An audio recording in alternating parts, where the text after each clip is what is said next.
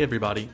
This episode is going to inaugurate a new format that I'm going to utilize once in a while moving forward, in which I seek out and bring on guests to the show to talk about their unique experiences or expertise or perspectives on Egypt and to introduce new places and travel ideas to you as you're thinking about or planning upcoming first time or even return trips to Egypt.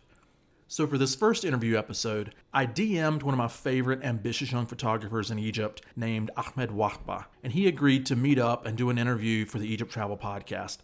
So in my most recent trip there, I Ubered out to the Cairo suburb he lives in called 6th of October City in order to sit down with him and talk about some of the incredibly gorgeous places in Egypt that I see pop up in his photography all the time. So here's that interview, and I hope you all enjoy. All right, everybody, we're here in Egypt hanging out with Ahmed Wahba, and he is a photographer, videographer, content creator, awesome stuff creator. I've been following him for a while on Instagram, and I'd kind of DM'd him on Instagram out of the blue, and was just like, hey, I'm in Egypt, my name is John, I wanted to interview for the podcast, and he was like, sure. So here we are sitting at a cafe out in 6th of October City, which is just west of Giza in Cairo. So anyway, Ahmed, thank you so much for taking the time to talk to us and talking to the listeners of the podcast. Hi, thank you, John. It's a pleasure. It was such a weird coincidence, and I'm happy that we're following through. I'm happy that I'm here right now. And yeah, and first of all, I want folks to go follow you on Instagram because your Instagram account, your main one or your personal one, is Project Wahba, right? Yeah. And for everybody who doesn't know, that's WAHBA, Wahba, Project Wahba on Correct. Instagram. But you also have another company that has its own separate Instagram account. Can you explain what that is for us? Yes, so that company name is Visit Egypt. And what we try to do with Visit Egypt is kind of put a spotlight on the country. Visit Egypt always has this, in general, always has this tainted image that is created by the media, that it's not safe, that it's dangerous. You mean the media is wrong sometimes? I've been trying to get the message across to folks about that for years. Yeah, so here's the thing. I used to live abroad for quite some time, and I had to come back probably 3 years ago, and then I had to do military service, which is obligatory, and it's for a year. However, during that time, I got the chance to travel around Egypt. Prior to that, I was always up and about, traveling to new destinations. I was one of those up and beat creators who was always hopping from one country to the other. And I just got the chance to go around and explore my country. And I was amazed by what I had to see. Not just that the media was wrong about the country, which is something that, of course, I knew about because I grew up here, but I realized that there are a lot of treasures that not a lot of people know about at all. And Egypt in general has not taken advantage of those sites for a lot of reasons, and I just wanted to shed some light. The best way for me to do so was for me to create a page and not just have myself post about Egypt, but have other photographers and create kind of a community that will feed into showcasing the beauty of the country.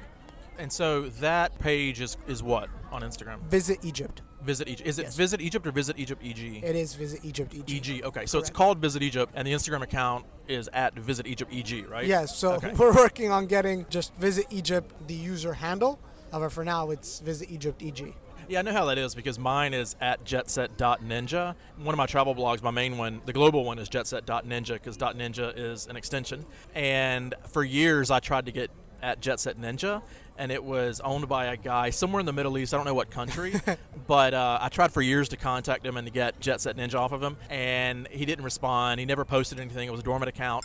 Finally, about 4 weeks ago, he emails me out of the blue, and he's like, hey, are you interested in this Instagram name? And I was like, I was years ago when I was trying to email you, but not now because I've built up everything around jetset.ninja for years, and so I don't think I can switch, but I know how that is trying to get an account that you want. Yeah. So where did you live abroad? So I lived in California.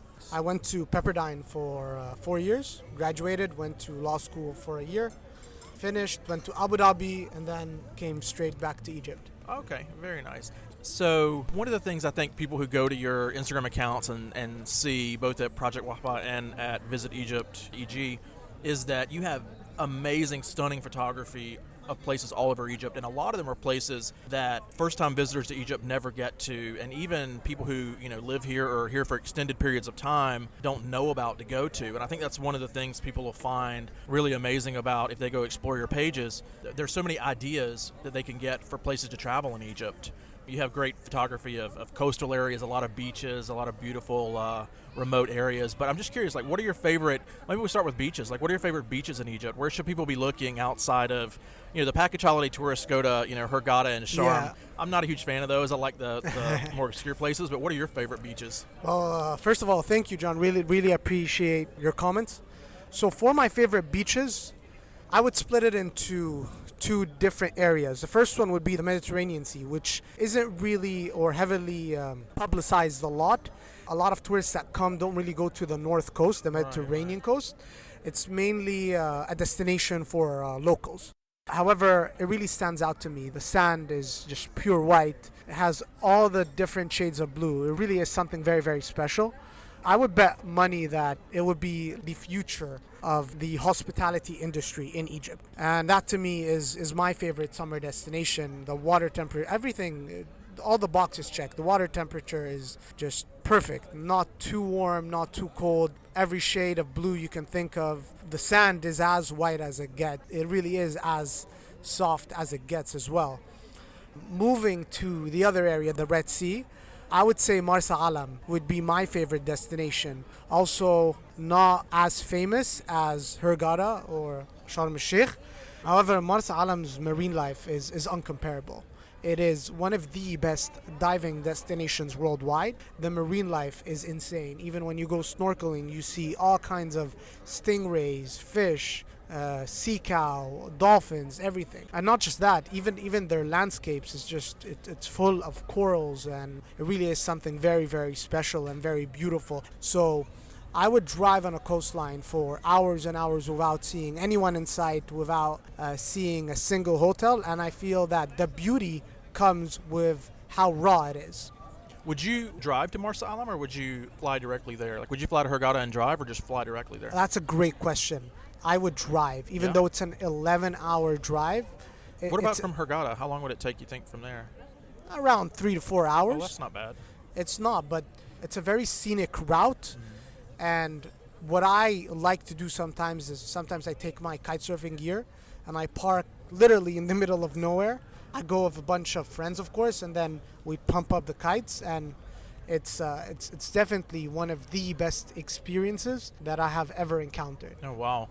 Yeah, Marsa Alam's not a destination that I think a lot of people know about just because it's so far south, and it's not as easy to get to. But I mean, it's interesting to hear you say that, because Guna has always been one of my favorite places on the Red Sea.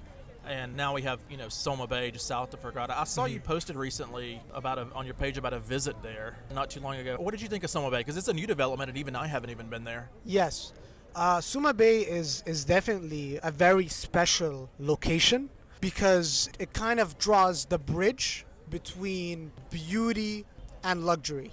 They have amazing restaurants. The community is very, very friendly. They have unbelievable facilities, a state-of-the-art spa.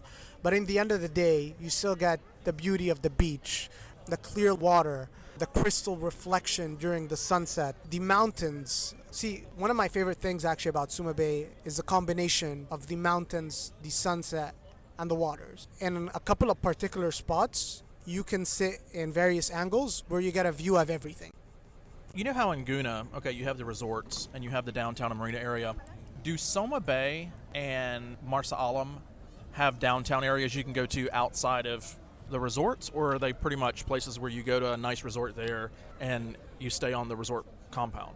Let me put it this way. Marsa Alam has two kinds of downtowns. It has like the local downtown area, which is one that I really, really like, because the seafood in Marsa Alam is straight out of the sea. A lot of seafood restaurants in Marsa Alam are dependent on their catch of the day.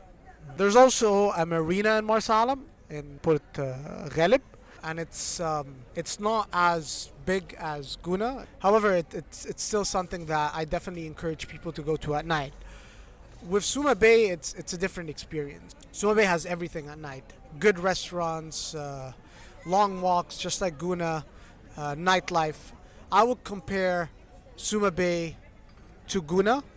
To me, Suma Bay is the upcoming Guna So destination. does Soma Bay have areas outside of the resorts, or is all that stuff like the clubs, the restaurants, the bars in resort compounds? Oh, it is in a resort compound.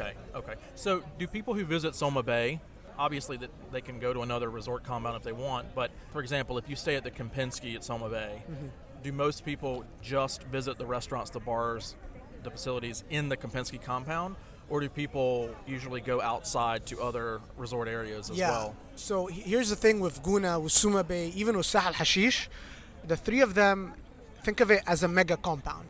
They have various hotels. So you have the Kempinski Hotel in Suma Bay. You have the Sheraton Hotel. It's very hard actually to walk from one hotel to the other because the areas are far apart. Yeah. However, right in the middle lies their marina, where you have all the restaurants, all the nightlife. So that's kind of like their downtown or central area. Yeah, outside but resorts. in the end of the day, if you want to stay or spend the night at the hotel, you still have all the facilities that come with a resort and a hotel. Gotcha. So they're mega compounds, and each hotel has its own section within the compound. Gotcha. And so, what about on the North Coast? I mean, I've seen your pictures of your photography of the North Coast, and it's gorgeous. I mean, I normally think of turquoise water and white sand as the Red Sea, but I think you've really shown me another side of the North Coast where I've never really considered going to the beach there. But it looks amazing. I mean, are there towns along the North Coast that you would recommend? Absolutely. So here's what's very interesting about the North Coast is right now, well, in the past, the North Coast has always been viewed as residential compounds, where it was always like a summer getaway. But recently, a lot of hotels started opening up and expanding. I know a couple of boutique hotels just opened up this year. And in the next couple of years, a lot of upcoming hotels are looking to open up. I think it's a great opportunity, and I really think it's about time. It's a destination that is very much worthy. It also is a destination that I think should not really be restricted to locals only, but to the international community. I really think it should also be a touristic destination as well. We had an airport close by for quite some time. There are some renovations going on there, so that will definitely open a lot of doors in the future. I don't think people realize, too, that, you know, a lot of these places, it's not like you have to carve out a chunk just to go to that beach or that town. I mean, on the North Coast, for example, for visitors who want to make, you know, a day trip or a couple of days trip out of it, you have, I'm trying to think, east to west. You're leaving Alexandria, you have El Alamein, and then Siwa over far to the west. Is there anything else that I'm not thinking of in between there that people can make a 2 or 3 day trip out of? Yeah, so there is Marsa Matruh. It's very similar to Al Alamein, however, it's a lot more raw. There aren't really a lot of resorts in between. However, if someone would, here's my recommendation, if someone would go on a trip from El Alamein to Siwa, I would recommend a day or two in Alamein, a day or two in Marsa Matruh. It's also important to mention that there's a mega compound opening. Well, it's already operational, however, it's expanding heavily. It's called Al Maza Bay, owned by Trafco. They have 3 or 4, if not more, hotels in that compound, and they're expanding at a very exponential rate. It's a very beautiful location, very beautiful bay. A lot is going on up in that section. And then the more towards the coast of Libya you go, you'd head into Siwa, which is a completely different landscape. It's a completely different culture. It's a completely different environment. What about oases? Speaking of Siwa, what are your favorite oases or desert spots to go to? Because you have a lot of great photography on your pages too that appear to be out in the desert. So where do you like out there? Thank you, John. I would say one of my favorite spots, not just as an oasis or a desert destination, but one of my favorite spots in all of Egypt is the White Desert. The reason for that is that you really feel that you step outside of Earth. It feels like Mars. To me, every time I go, I always compare it to Star Wars. I always compare it to Tatooine in Star Wars. It really looks like it's something that doesn't make sense. The landscapes, they're very, very different. And it's very interesting. With every hill or rock or platform, it's very different than the one right next to it. However, there's just this weird form of symmetry. And in the end, it all makes sense. Yeah, the White Desert is something that not a lot of people know about. And it's, I mean, you can do it in a day trip from Cairo, right? I mean, it would be a long day. Very long day. But people who are limited in time certainly can make that happen. But if you were going to visit the White Desert, where would you stay if you wanted to make it more than just a day trip? That's a great question. So I would start the day in Fayoum and then spend a night there, head towards Al-Wahat al-Bahariya and stay at the Black Desert, stay there for a night, and then for the third night, I would go to the White Desert and camp at the White Desert. Camping there is literally heaven on earth. I would imagine the sky is pretty amazing Unbelievable. too. I took a picture once of the Milky Way with my phone, and it was with like an iPhone 6, and the Milky Way was visible. You have no lights that interfere with the star line, and it really is beautiful. It's also an experience that is very grounding, and it draws you closer to a connection with Mother Nature and Earth. What kind of camera equipment do you use? What do you prefer? Ooh, I'm a Sony photographer. I made a shift from Canon to Sony, and I've been very addicted to my Sony camera. I shoot with a Sony A7 III. Started shooting a little bit with a Blackmagic 6K. However, not a big fan of the heavy file sizes. But for the majority of my projects, I'm always on my Sony. And you were recently doing a collaboration I saw with a cell phone company or a equipment manufacturer, I believe, here in Egypt. What was that? Yes, it was Honor, which is a phone company owned by Huawei. They launched their new phone, Honor 20 Pro. And to me, this was an interesting project because I always preach that as a content creator, you should never limit yourself with the gear you have. Because I was always approached by multiple creators that came up to me and they were always commenting that I was able to do that level of work because I had specific equipment. And the way I started off was just with an iPhone. And I shot with an iPhone for quite some time. Oh, wow. I even shot projects with an iPhone, so it wasn't just passion projects with iPhones. I shot a couple of projects with iPhones. And I'm a big fan with shooting with your phone because it's very easy to carry around. It's not as limiting as walking around with a camera and a gimbal. And I'm a big advocate of having people that are interested in creating content to start over with their phone and see where that takes them. Stretch the limits. And I guarantee that a lot of great content will come out of it. With my Huawei project, I wanted to prove that this wasn't just a theory that I preach. I wanted to actually get the phone and stretch the limits. Got a lot of comment, got a lot of feedback, and really looking forward to do a lot of projects that are similar to that one. I saw a lot of your pictures during the collaboration, and as a photography layman, I mean, I'm no expert at it at all, but I couldn't tell the difference. The quality was amazing. The shots were amazing. The color was amazing. You really did a good job, I think, of showing that you really can capture great content with a phone. And I had never heard of Honor before, but I saw it so many times on my feed when you were getting photos with your phone. So you did a really good job of promoting them because now people know who they are. Thank you, man. Thank you. I'm very happy to hear that. I always get very energetic when I can just send this very quick message where anyone can do it. You know, all you need to do is just pick up your phone and hit record, no matter what phone you have. And it's very interesting, too, because nowadays phones have reached a new level of quality. Yeah. Right now, like the new iPhone, the 11 Pro, it shoots wide. And I have a friend, Ahmed Adri, who just shot a couple of pictures, and I really couldn't tell the difference. Even when I zoomed in, it was very hard for me to tell the difference. I called him one time. I told him, hey, this last picture that you just took, there's no way that this one was with a phone. And it was. And really looking forward to what phones will bring. I don't like carrying heavy equipment, so I hope that one day I would be able to shoot projects with smaller cameras, smaller equipment. Hey, if it's even possible, a phone. And I have to ask you, too, since you're from here, let me ask you a little bit about some local Egyptian stuff. Like, what's your favorite Egyptian food? Ooh, molokhia. Molokhia. Yeah. Ah, nice. For the record, I think all of our listeners know because I talk about it in almost every episode. Mine is kosher. Okay. I eat way too much of that. What about restaurants or cafes in Cairo? Because a lot of my favorite restaurants in Cairo tend to be in the hotels. Like one of my favorite Thai restaurants in any country is Birdcage in the Semiramis. Oh, really? Yeah. I don't know why. For 15 years, I've just loved, and it's been there forever. I just love that Thai restaurant. Yeah.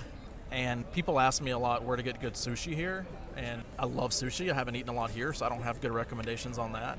It's a little bit touristy, but I love the new Egyptian restaurant that opened in the Cairo Sheraton, El Mawardia. Okay. But I tend to stick to the hotel bubble because a lot of people come here and they eat local and they might get sick or they're afraid they might. So Yeah. I kind of search out and recommend places that are sort of in the tourist bubble. But I'm always curious as to, for people who live here and know Cairo so well and grew up here, what restaurants do you eat at when you go downtown? Do you have any favorites? Oh, absolutely. So one of my favorite restaurants, it's a breakfast restaurant, but I go there sometimes for lunch, is Filfila. They have the best falafel, the best tameya, the best food. They get very creative with their dishes as well. Just recently, I discovered, and it's quickly become one of my favorite breakfast dishes, stuffed tameya with cheese. It's beautiful. It sounds a little bit too much, but you put some tahina on top, and boom, you have yourself not just an Egyptian sandwich, but it's very tasteful.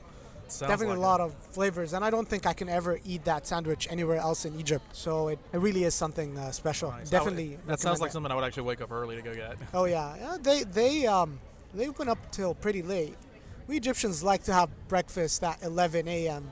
So a lot of the restaurants here would be open up till 1 or 2 p.m. for breakfast. So. Oh, nice. Well, Ahmed, thank you so much for taking the time to sit down with us. Absolutely, John. It's been a pleasure. Hope to see you again multiple times in Egypt. Oh, I'm back almost every other month, sometimes every month. Absolutely. Would love to catch up and would love to have you at the exhibition tomorrow. Yeah, for sure. No, I'll definitely go try to check it out. And for folks, again, the Instagram page for Ahmed personally is Project Wahba. That's WAHBA, Project Wahba.